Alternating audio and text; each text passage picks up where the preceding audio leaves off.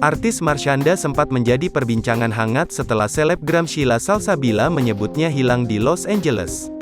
Namun setelah beberapa waktu, hal tersebut ternyata tidak benar. Pihak keluarga membantah tegas Marshanda hilang. Selebgram Sheila Salsabila mengunggah permintaan maafnya kepada keluarga Marshanda melalui pesan singkat. Ia mengakui sudah membuat berita yang menghebohkan di Indonesia dengan membuat unggahan mengenai hilangnya Marshanda di Los Angeles. Namun, pihak keluarga sudah memberikan klarifikasi bahwa Marshanda tidak hilang. Melalui akun Instagram miliknya, Sheila mengunggah tangkapan layar pesan singkat yang berisikan permohonan maaf kepada ibu dan juga adik Marshanda. Lisa dan Tante, maaf ya Sheila nggak dengerin Lisa dan Tante sampai beritain Caca hilang.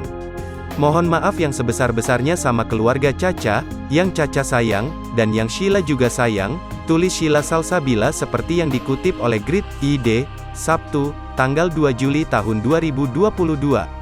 Sheila juga mengatakan bahwa ia memohon maaf jika apa yang sudah dilakukan oleh dirinya dianggap tidak sopan dan menyinggung.